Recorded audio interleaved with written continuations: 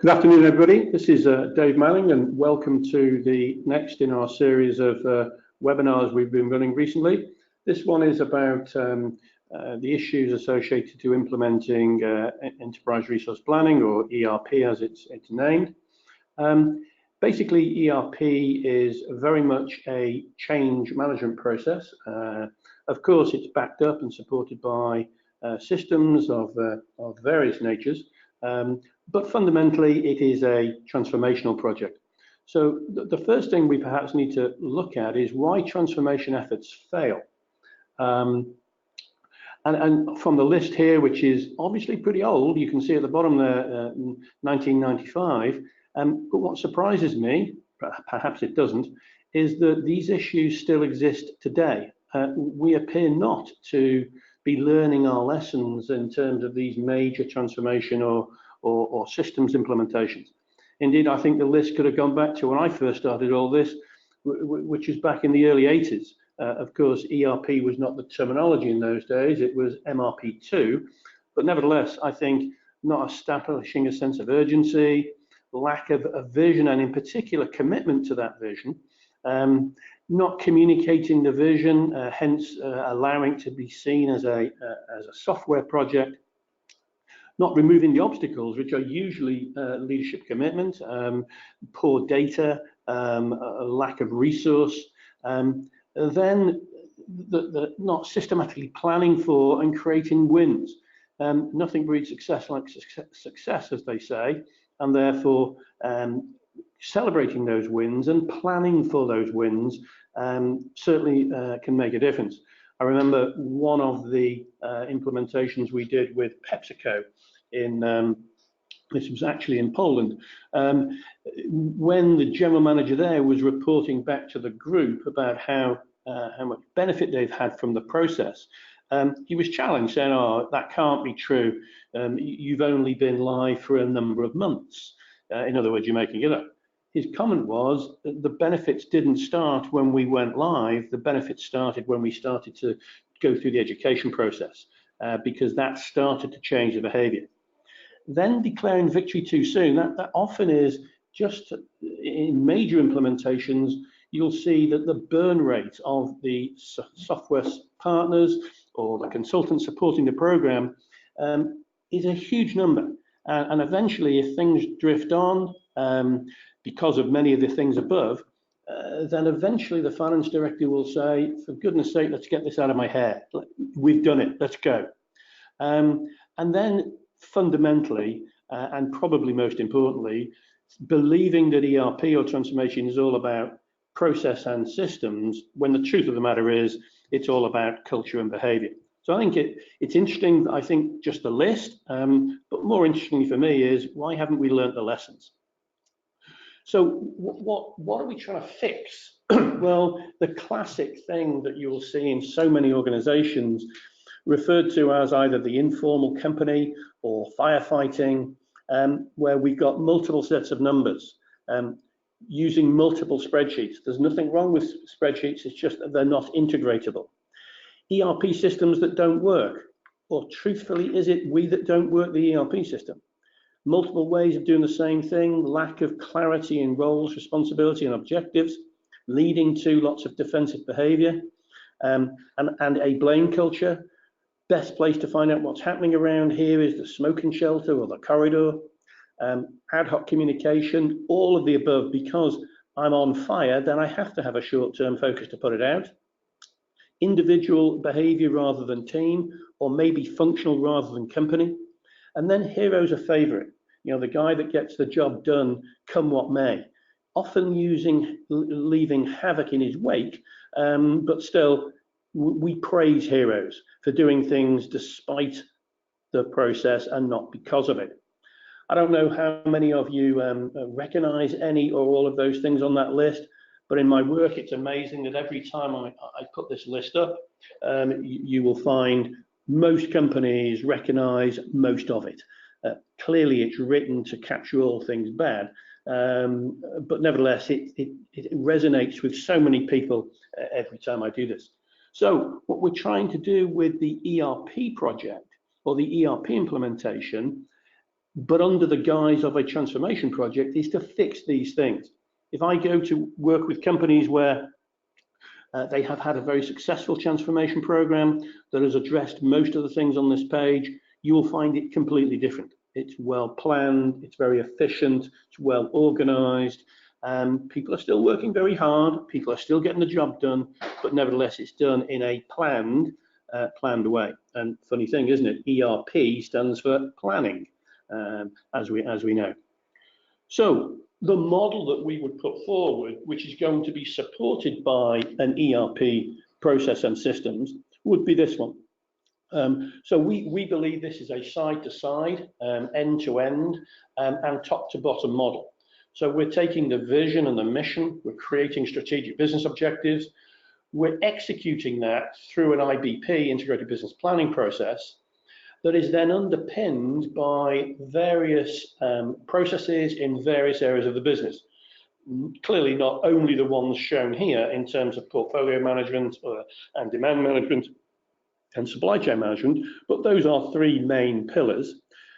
We're never good enough. Things will always change and therefore must be underpinned by continuous improvement.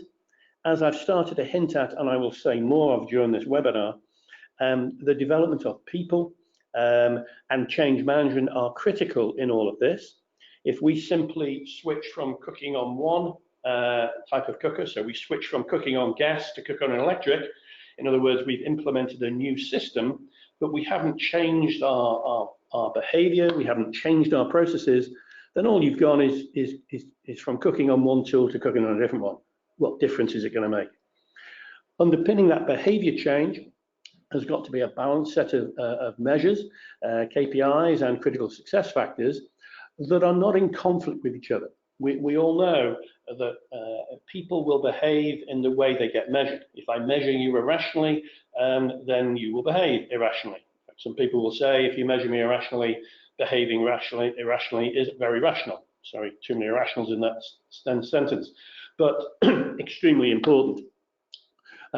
If we want to transform our business, simply having a new set of tools will not do that. And of course, one of the greatest failings of most systems and most businesses, in truth, is the quality of that data that underpins the whole thing. We don't see it as a valuable asset in the organization.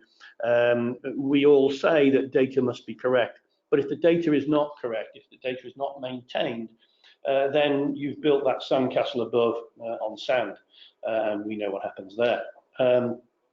So the data quality issue is pretty critical in my mind. Long time ago now, I had a little spell as playing professional football. I wasn't very good at it, that's why I do what I do now. But when I was playing, and this will probably tell you how old I am, but when I was playing, I witnessed an interview between Bill Shankly, the then manager of Liverpool, and David Coleman, who was a pretty famous sports commentator at the time. Coleman said to Shankly, what is the secret of Liverpool's success? It was the time they were winning plenty of European trophies, etc. Shankly's answer was very interesting. I can't do his accent rather, as I'm not Scotch.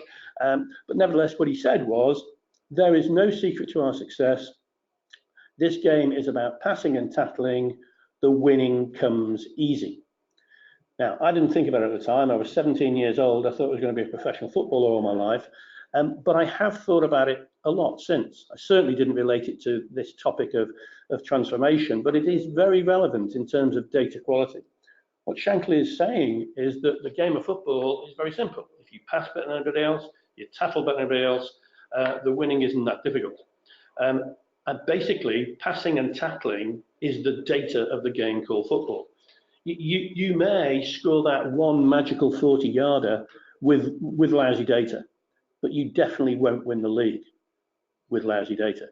And my argument would be that business is about sustainability. It's not about that one-off magical game or that one-off wonder, winning that one contract. It's about consistently being competitive in what is a global environment now, obviously, and goodness only knows what will happen after Brexit. How that will change the competitive landscape of the world is a big question. So there's the model.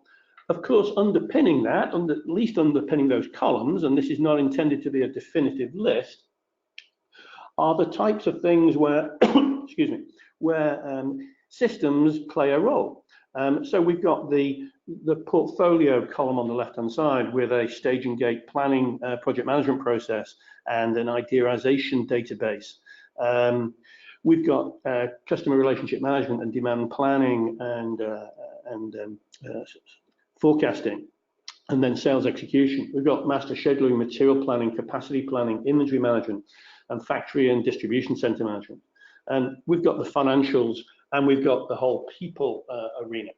Many, if not all, of those boxes, and there will be others, of course, but many of, if not all of those boxes, are supported by systems. It's not that you couldn't do any of them on cigarette packets or bits of paper. You could. It's just that it would be very inefficient, and therefore a successful transformation will be underpinned by systems that support those types of areas in our business. So fundamentally, what we're aiming to do here is to aim at, in any transformation, what I refer to as the sweet spot. The sweet spot is where we fully integrate people, and by that it means behavior, processes, and by that it obviously means business processes, and systems or tools. And where we're trying to aim at is in that mythical little bit in the middle called the sweet spot. Now, I know I've stolen that phraseology from sport.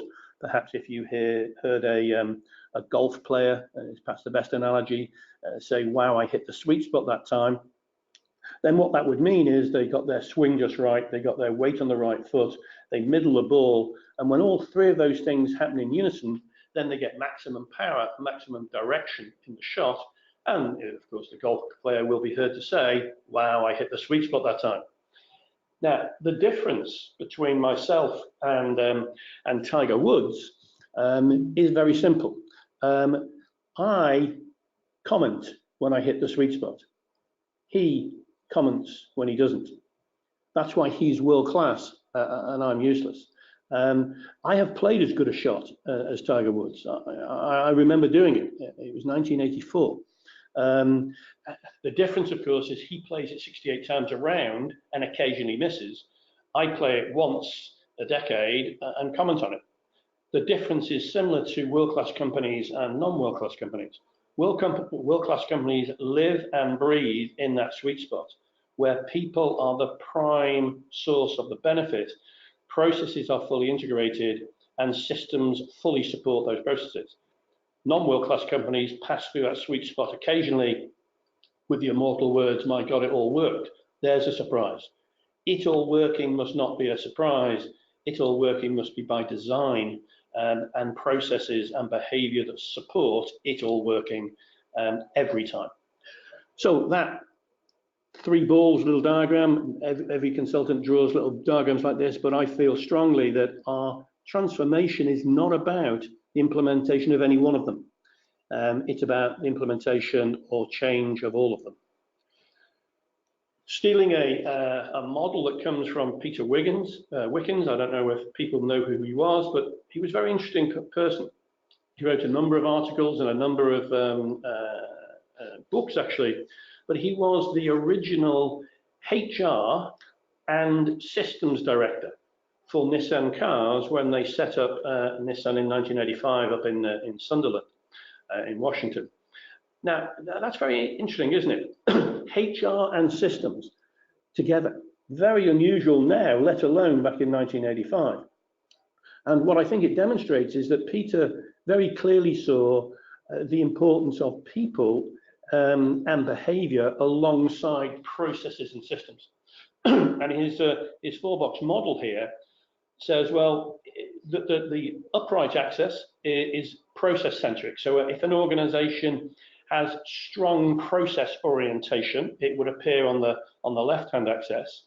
People-centric means that people are focused on through the right behaviors, etc. Now, what I think you find is if an organization is low on process and low on behavior, then what you end up with is left-hand box, which is an apathetic organization. You know, it's a rubbish job, but it pays the mortgage, 9 to 5, you know, I have my hours lunch break, I go home, that's it. Actually, what I find in most cases, if you loop back to that firefighting diagram I had a few moments ago, is what you've got is low process centricity. In other words, we are succeeding and doing despite our processes, not because of them. But people are working really hard and trying very hard and doing everything it takes to get the job done. However, you end up with what Peter referred to as a chaotic organization. Actually, he used A words for all of these. He called chaotic anarchic, but I couldn't spell that, so I turned it into chaotic. And so what I find in most cases is people are living and trying very hard in a chaotic, or in Peter's words, anarchic organization. Somebody at some point will say, we can't go on like this. How much better could we be if we had good processes and systems? And so they embark upon an ERP implementation in the desire and the objective of moving to top right-hand box, which he had called achieving. So I talked about that as engaged and focused, but it was an achieving organization. Clearly, top right is where we want to be. However, if we embark upon this and put in new systems and examine our processes, but we fail to take people with us on that journey, not through just training, but through genuine culture change, what happens is, in an attempt to go from bottom right to top right, you end up going from bottom right to top left. And you've got a bunch of alienated people. And that comes across as, why do I have to do this? Why do I have to do this transaction on this system? And the answer given is because the system says so. That's the most stupid answer in the world, that the system doesn't need anything. The only thing a system needs is electricity. We're doing this process for the right reasons if people have changed their culture and their behavior. But if we end up in top left, alienated, then people will not stay angry young men for very long. And so what happens is they turn back into apathetic. Lo and behold, several months, possibly years later, and certainly several million or tens of millions of pounds later, we're back in exactly the same place as we started. And so the cycle goes on. Perhaps the failure to take people with us on this journey is one of the reasons that we don't seem to have learned our lessons from originally MRP2 implementations and then ERP implementations and now so-called transformations. So I found the model very interesting. I've seen it many times in many organizations that have been around that loop, if you like. So what are the sort of change in culture that we need to buy into to get people into top right, and indeed to fill in the third ball of the three balls diagram? Well, there's too much of it will be okay. In other words, it'll be all right on the night. We'll get there. Hope springs eternal. No, we need to plan to be there, not it'll be okay. And then we've got the end of month crunch, end of quarter crunch, end of year crunch. Isn't it funny how things get sold more at the end of the month, and then more at the end of the quarter, and then loads at Christmas? Now, I don't know about you, but I have thought for years, do I know a product that has got a genuine demand pattern where people need more of it at the end of the month, even more at the end of the quarter, and loads at Christmas? And for the life of me, I can't think of one. I can think of plenty of things with seasonality in, but not that seasonality. Indeed, the only one that somebody once said to me that I sort of resonated a little bit was they said accountants' pencils. And I guess accountants do use more pencils at the end of the month, end of quarter, end of year. But apart from that, I don't know of anything else. So what is driving those spikes? Well, it is behavior. It is not real demand. Then you've got to play the game. Playing the game annoys me enormously. I hear people say it. Oh, you have to play the game, don't you? No, running a business is not a game. If you wish to play the game, then you should go off and play tennis or something else. Running a business is serious. That doesn't mean it can't be fun. Indeed, it should be fun, but it's not game playing. The game playing where For example, at budget time, if the behavior is such driven by the measure that says if you forecast 100 and sell 120, then you get a bonus because you've smashed it. If you forecast 100 and sell 80, then what you get is a new career opportunity. If that is the way we are measured, then all that does is teach people to sandbag and play games. Or if we in sales do not trust supply will deliver what we need, then the best way of making sure we get what we want is to ask for more than we need, just to motivate those in supply a little bit more. If these are the games we're going to play, then the behavior will collapse. And then the question, is it safe to tell the truth in your organization? Well, of course, I've asked thousands of executives this question over my life. Do you want people to tell you the truth, or do you want people to lie to you? No, they say. Absolutely. We want to know the truth. My door is always open. And then, of course, somebody sat by my side has said, yeah, the last person that told the truth here doesn't work here anymore. Now, it may not be hire and fire. It may not be as dramatic as that. But the person who tells the truth isn't seen in a good light. We shoot the messenger. They're seen as negative. And yet we say it's safe. Well, actually, no, it isn't. Are we transparent? Do we give ourselves visibility of what's required, what's really required over the long term? Or do we tell people what we want to hear? Are we basing all of our planning on realism? Or is it back to hope springs eternal? Is there real accountability in your business driven by measures and consequences? Consequences aren't floggings. Consequences are as exactly they say. There is a measure and there is a consequence of not achieving that measure, which is going to be help to achieve that outcome, not the traditional beating. Trust is obviously very related to, is it safe to tell the truth? Again, in certain parts of the business, certainly within the IBP process, the principle of roughly right, not precisely wrong is key. Now, do we spend too much detail getting into too much anal detail and therefore can't run the business for the long term and focus therefore purely on the short term with words and excuses like if we don't do tomorrow, there won't be a future. Make the issue visible early. You know, there's an adage in sales that says if you're going to lose a sale, then lose early because then you can focus on the things that you can go and win. That's very true throughout the business. Generous listening, do we practice it? Or in meetings and just in general, is the time you spend listening simply drawing breath to wait until you can speak again? Or do we genuinely listen to what the other person is saying in a way that is, as we refer to, impeccable behavior? Assume innocence. When somebody is asking a question, assume it is because they generally want to understand, as compared to, as you see in many a meeting, where people will wait to speak and then ask a very pointed question simply to make their point or to get one over on one of their colleagues.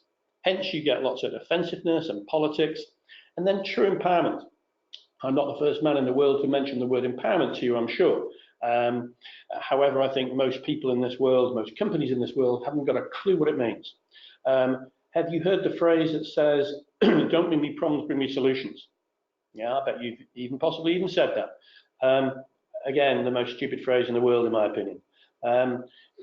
Who on earth is going to say, don't bring me any solutions, bring me as many problems as you can and give them to my desk, put them on my desk? Who wants problems in their life? None of us. The issue with the phrase, don't bring me problems, bring me solutions, excuse me, is it stops there. If it went on to say, and here is some problem-solving training to help you solve those problems with, here is some time to allow you to solve those problems in, and here is a management style that allows you to make a mistake and not to get kicked to death for doing so. If those things are in place, then don't bring me problems, bring me solutions is valid. If those things are not in place, it's just dreaming. So those are the types of cultures and behaviors that we are saying have to change in order for any ERP and transformational project to work. It's interesting as well, I said I mentioned the cost. Surprisingly, or maybe not for some. This diagram was drawn in its original form back in 1972. 1972. We have come a long way, haven't we? And what it's saying is, if you look at the costs of transformation programs, in particular ones that involve ERP systems, then 80% of the cost is in systems, licenses, and implementation costs. 15% are about process development, and 5% spent on real change management and behavior change. On the other hand, where do the benefits come from? Well, 5% from the systems. Yes, of course, systems bring some benefits in efficiencies and functionality. Doing things in a best practice manner from a process perspective, yeah, another 15%. But where does the real benefit come from? The real benefit comes from the behavior change and people.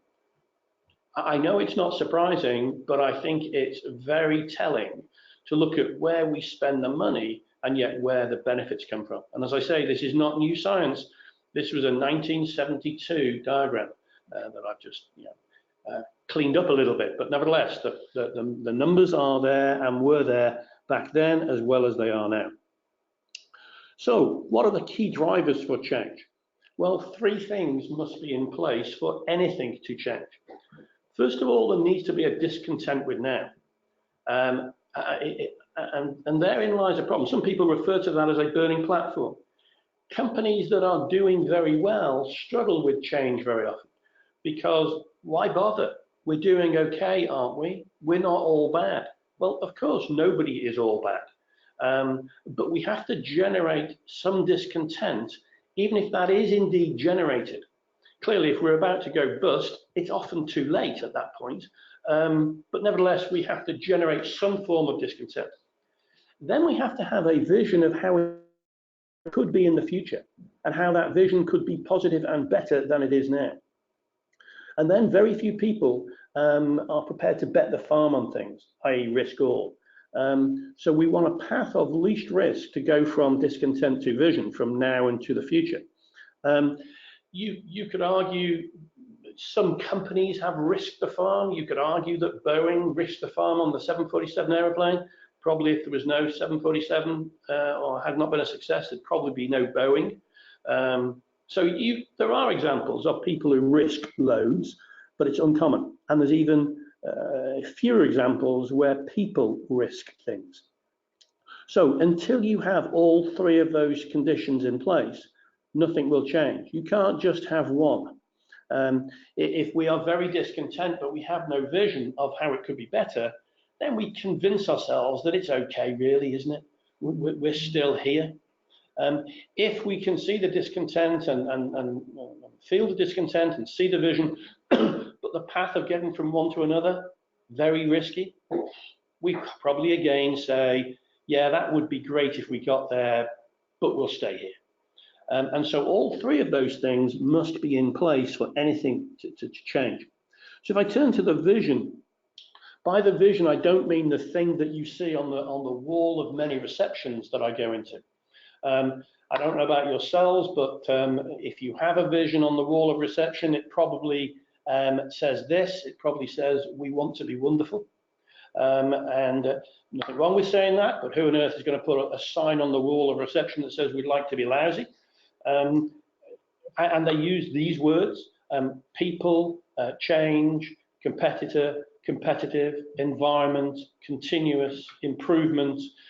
I'm convinced somebody with a random word generator has made a fortune by just throwing in those words and coming out with a statement. So that's not what I mean by vision. What I mean is a definition, fourth bullet down there, high-level vision statement.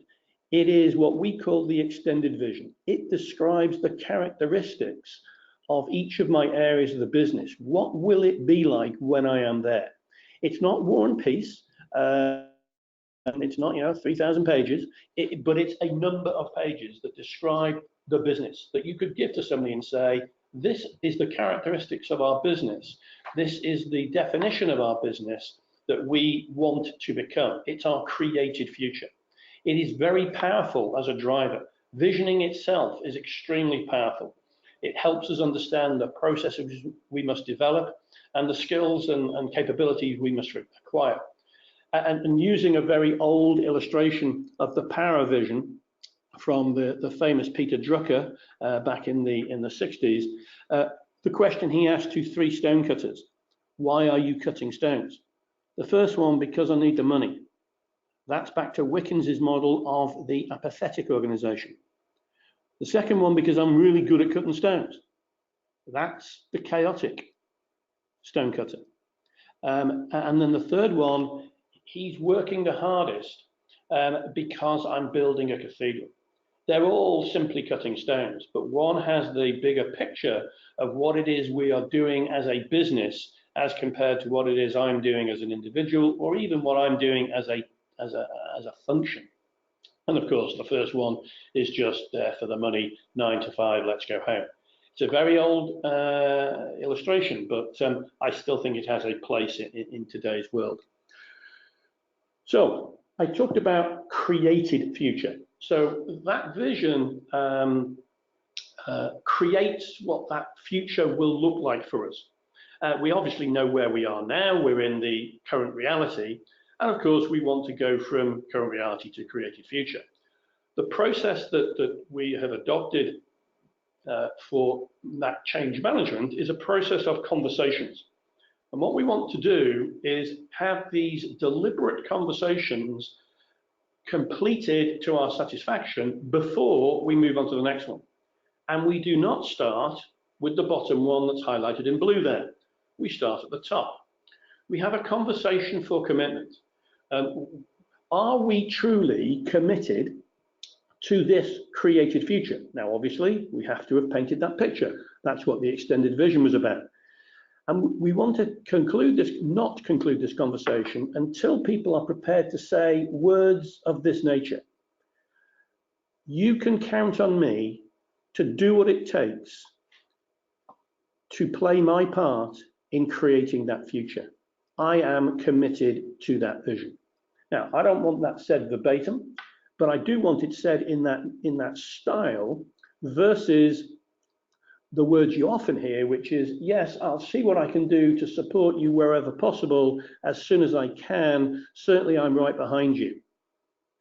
You can understand fully, I'm sure, the difference in commitment between those two sentences. Once I've got the true commitment, then I want to have a conversation for possibilities. What that talks about is, if we could be in that created future, what would it make possible for our business?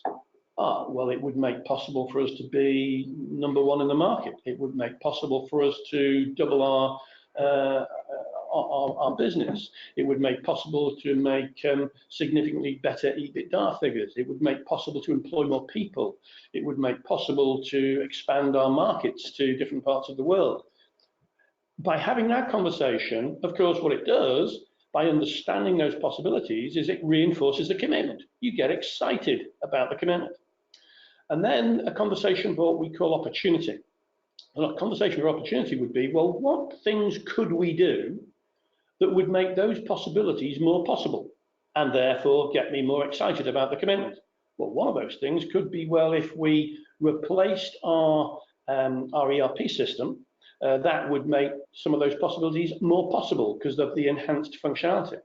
If we went through a transformation program, that would make a change to our culture and our behavior, which would make those possibilities more possible, which would excite our commitment.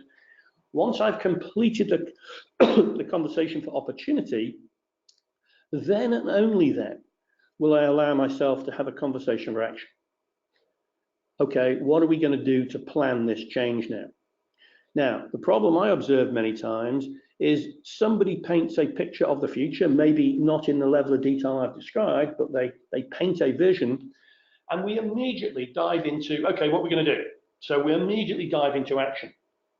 When sometime later, people start to wane in terms of their commitment or don't release resources, etc., then of course you'll hear people say, well, I never believed it in the first place. I was never committed to that. You hear that little phrase and you hear that process happening time and time again because, in our opinion, you haven't crossed the bridge from the future backwards. You've tried to dive into action thinking that that's the best way of getting there. And in our view, it is not the best way of getting there. What we've described is more effective. So this process of conversations we call leadership in action, because it's not just the leadership team, it's a broader group than that need to go through the conversation, but nevertheless, it is genuinely demonstrating leadership for this change process. And how many times have we heard, in order to be successful in any of these transformation projects or ERP implementations, that the most important thing, time and time again, we hear is leadership and commitment. And it is this process here that we believe generates both of those things. So what do we need to be successful in this implementation? Well, starting top right-hand corner, as I've just mentioned, leadership. We need demonstrated leadership. The conversations on the previous slide are a demonstration, not the only one, but are a demonstration. We need to leave that room, if you like, and then demonstrate collective responsibility of genuinely leading the implementation of change. Things don't happen without we put appropriate resources in. So we will need to commit resources to the business, from the business rather, to this change process. One could argue that people should be making these changes anyway as part of the day job, but certainly with something as large as an ERP implementation, then some level of organization structure needs to be in place. I don't really like calling this a project, because projects have a beginning and projects have an end. And for me, change and behavior change and continuous improvement by their very nature will never end. But there needs to be an element of resources and project organization to get us across the initial line, shall we say. People don't know what they don't know. And so education for me is a vital part of this. We're not born knowing what good demand planning, what good master scheduling, what good capacity planning, what good supply chain. We're not born knowing what good looks like. And one of the mistakes companies make very many times is they confuse the word training and education. Those two things are very, very different. I have an illustration of this, which I've used for many years now, which is I happen to live near a town called Chester, city called Chester. This story comes from Chester, but it could come from any city in the world. And that is, in the middle of Chester, there is a park. It's called Grosvenor Park. It's very nice. There's lawns and rose beds and flower beds all over it. And if you walk around Grosvenor Park, you will see signs on the grass that says no ball games on the grass. But what do you see? You see kids playing football on the grass. In fact, you see parents sat on park benches watching their kids play football on the grass, using the sign as a goalpost. Now, why is that? Is it because those parents can't read the sign? After all, this is Chester. No, it's not the reason, is it? Because those parents were trained how to read many years ago. So why are their kids still playing on the grass? And that's the answer. It's because they don't understand the why. Excuse me. If the sign had said no ball games on the grass because there's poisonous snakes in it, would you see kids playing football on the grass? Well, I don't think so, at least not your kids. But kids do need to play football, don't they? Kids do need to get exercise. So a parent would say, okay, kids, you can't play there. You have to go and play on that other place over there. And the change of moving where they're playing football has come about from the understanding of why, not how. They need both. Training teaches you how to, education teaches you why to. And we need both of those things in any successful implementation. And I would argue that 90% of implementations I see do some training, probably not enough, but some, and precious little education. And then we wonder why nothing's changed. Then we have to design the processes based upon the understanding of best practice that has come from that education. We need to design the process. If we simply replicate what we do today on a new system, and then guess what? We replicate what we do today on a new system. What's changed? So we need to design based upon best practice and some of the advances in technology, how our process is going to look. And then we need to embed and evolve. When we start with new process and new system, we will not be perfect, obviously. We need to embed and help people through that process, keep their commitment, keep coaching, and evolve to a position of excellence. Now, as I've said, you never get there because people won't let you get there, people being other companies. Why won't people ever let you get there? Because they're going through continuous improvement as well, because the world changes all of the time. Somebody said to me recently that the pace of change is faster than it's ever been. And certainly as an old man, I feel that. However, the same person said to me, and it's also going to be as slow as it's ever going to get. So if the pace of change is slow today, God only knows what it's going to be like tomorrow. So we need to continually evolve and improve because our competitors change and our world changes. What impact will Brexit have on us? Who knows? What impact will climate change have on us? And how quickly is that beginning to have an impact on us?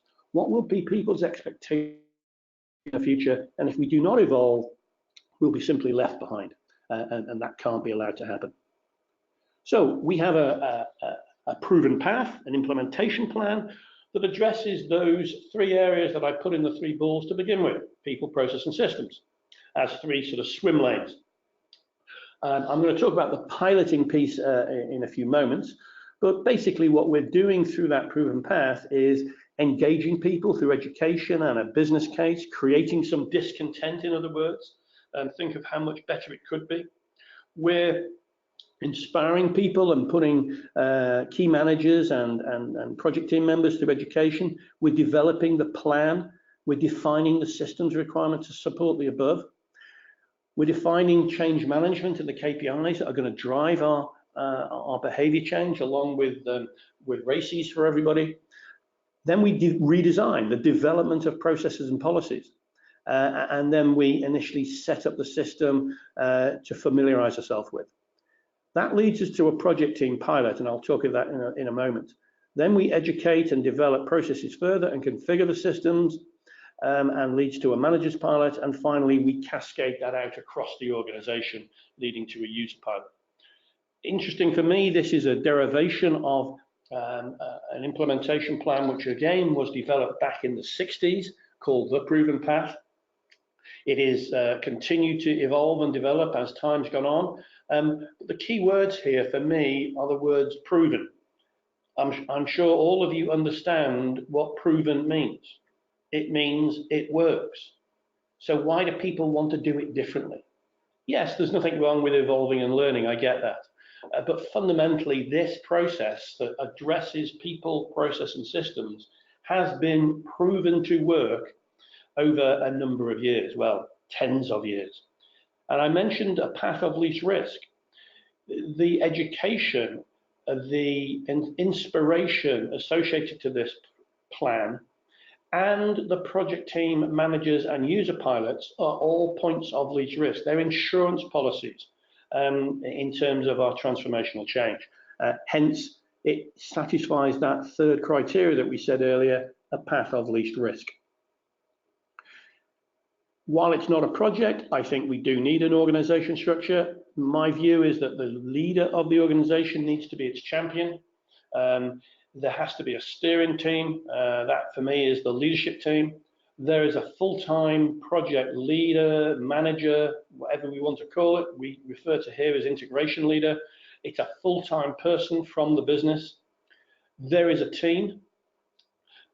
Used to be known as the project team, but the integration team, which are part-time, and they are taken from key business functions. Somebody once said, who should you populate this organization with? And my answer was, think of all of the people you can least afford to lose and give them the job. Each of the task teams, and of course there will be more than those 4, but each of these design teams needs to have a leader, and that leader should be part of the steering committee. What that does is it hardwires the change on the design of the future to the appropriate leader from that leadership team. They've got skin in the game at this point. It's not somebody that's doing it for them and they're right behind them. They're truly committed. And that, I think, is a very key factor of this chart. We all know the old story, don't we, about the difference between support and commitment is illustrated by the pig and the hen at the traditional English breakfast, where the hen was certainly rather supportive and the pig was highly committed. We are looking for commitment from these work teams, not just support. There will be an orchestrator or team lead, if you like, or facilitator of that structure. Those people of that work team, those people make up the integration team, in other words, the project team, and then the teams themselves will be populated cross-functionally from appropriate people around the business. As I say, there's not just going to be 4, but I've just illustrated it with those 4 types: portfolio, demand, supply, finance, and HR. So what are those teams at the bottom going to be doing? Well, they're going to take this created future, the vision and the benefits that we've identified. They basically form design remits that go into each of those work streams. In other words, design me a process that delivers this. And this is the created vision, extended vision, and indeed delivers those benefits. Here are the performance measures that we want to hold ourselves accountable to. And an input to all of that is, again, education, best practice education. We don't know what we don't know. The output from those teams is now a process definition, documented policies and guidelines, identified behavioral implications and changes, and what software functionality, what requirements do we have. So there's a set of inputs to each team and a set of outputs, as illustrated. The bridge that takes us from systems to culture, or is it the other way around, says, well, the vision is our extended vision. Our best practice education helps us go across the bridge of saying the systems or create the bridge between the systems which are supporting the business in terms of tools and the philosophy or culture or behavior that actually drives the business. Remember the illustration earlier of 80% of the benefits from any of these transformation programs will come from the left-hand side, not the right-hand side. That doesn't mean that the right-hand side is not important, but that's not where the prime input is coming from. We also believe, as I showed you earlier, in this thing called cascade education. Somebody like myself would provide input to the designers and the executives, but we believe very strongly the people who need to train and educate the users are indeed the line managers. What that means is that if you can actually explain it to your people, you understand it. Once again, cascade education is a path of least risk. It is not some external consultant teaching us about this. It is not the systems department, God forbid, teaching us about this. It is ourselves teaching our people about the process, systems, and behavior that we expect. If you're prepared to stand up in front of your people and teach it, then you understand it. That's a guarantee. Hence, we get another insurance point in this path of least risk. I said I'd come back to the piloting. There are 3 pilots in my world. One is what we call a project team pilot, and what the project team are doing is they're developing what we call company 2, which is the future, and they're testing out whether it works. They're testing out not just the system, but the process and the behavior and the measure. They're running a mini company for a short period of time, approximately a month, probably a month elapsed, probably a couple of weeks. The project team then educate the management team in process, behavior, and systems. And the manager's pilot is where the managers prove that they understood it. That is their driving test. And more importantly, they are in a position and demonstrating their capability to be able to educate, train, process, systems, and behavior to the users, which is finally ends with a user pilot. And I believe that everybody, not just the users of the system, everybody should go through a user pilot to test out whether they understood the integration of process, people, and tools. Some people will say they only need to do that if they're going to touch the system or if they're a need to know. I don't believe that. I remember the old Brian Clough phrase when challenged about somebody being offside who'd scored a goal, and the commentator said, yes, but Brian, he wasn't interfering with play. Clough's response was, if he wasn't interfering with play, why was he on the pitch? And all people who work in your organization are on the pitch. And therefore, in my opinion, they all need to go through that driving test, if you like, in terms of that final user pilot. So what are the critical success factors? We've mentioned leadership several times. We've mentioned vision and education several times. We mentioned the commitment to change, resource allocation, speed, not rush, but speed, urgency. There is no pain with no gain. And so therefore, we will recognize that we're going to have to go the extra mile during this period while we allocate the resources. Early wins, success breeds success, and creating a discontent with now, so-called burning platform. Without that discontent, nothing will change. Hence, it is often more difficult in successful companies than companies that have some genuine burning platform or serious need, critical factor to make them change. Leadership's role, demonstrate, and that's the key word here, real enthusiasm. Lead the learning process, so demonstrate that they are not cleverer. I've often asked people have asked me can I do a 2-day education session for the management team? Yes, I can. Could you do a half-hour or an hour's version for the leadership team? My response is always, is that because the leadership team are 10 times cleverer than anybody else and therefore they can learn 10 times faster? Clearly they're not. And so lead the learning process. Expect everybody's participation. This is not optional. Make sure that decisions are made immediately and communicated. Ensure the right participants attend consistently. Persevere. It's not going to be perfect at the beginning, and recognize that change management in transformational projects is a participant sport, not a spectator sport. And sort of finally, a guy called Joel Barker, who I have studied quite a lot. He's an oldish now American guru style type person, made these statements, which I certainly resonate with. Vision without action is just dreaming. Action without vision is just passing time. Vision with action can change the world. And I think very, very true. So guys, I think that sort of got me to the end of that webinar. We have another 7 minutes or so for any questions, if people would like to fire them at us. Thomas Hogan is not with us, but he did leave me a question.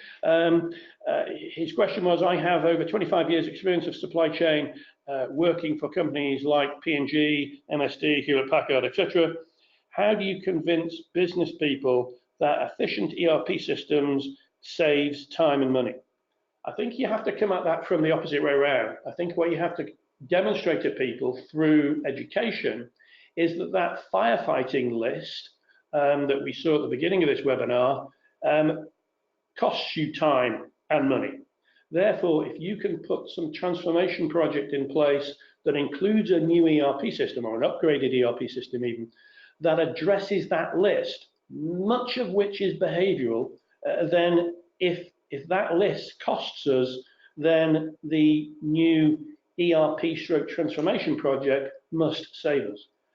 Hence, that would be my answer. It would be to come at it from the opposite way around. Okay, so that was one question we had. Any others, guys?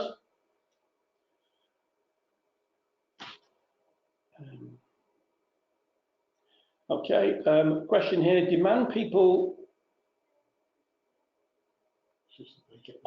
Sorry, not a question. What we were saying here, guys, that my colleagues just reminded me of is in your sign up, we offered to that we would send you a business excellence guideline booklet, which we'll send you the link to be able to download. So if you'll see a number of the slides I used here today in that booklet, but there's obviously more words around it as well.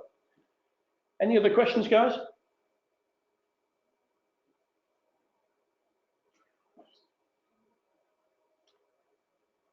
Okay, so we don't seem to have anything coming in, which either means that you've all gone to sleep or you all completely agree with what I've said. I hope you found it of interest and useful. Clearly, we would like to meet and speak with any of you involved in any form of transformation or ERP project. And if you think we can be of help in the future, please obviously do not hesitate to contact us. That's excellent. Thank you all once again. Okay, is the proven, so there is a question here, is the proven path from a Landvatter? Daryl Landvatter is an ex-partner of mine. I spent 18 years being the managing partner, one of the managing partners of Oliver White Europe. Daryl Landvatter was one of the original Oliver White partners. In fact, he could be argued to be Mr. Oliver White's protege. He actually, just after Oliver White died, which was in 1983, Landvatter went off on his own and teamed up with a guy called Chris Gray. But certainly the original proven path came from the time that Daryl Landvatter was a partner in the Oliver White Group, which is up until 1980, it's probably 84 when Landvatter left, because it was just after Oliver White died. So yes, it is based upon the evolution of that original document, yes. So that was from Catherine, so I hope that helped, Catherine. Any others, guys? Okay, thank you, Catherine. Okay, no problem. Okay, well, if that's the case, then let's close down. Thank you again for attending, and I look forward to hearing from or seeing you in the future. Thanks, guys. Have a good day.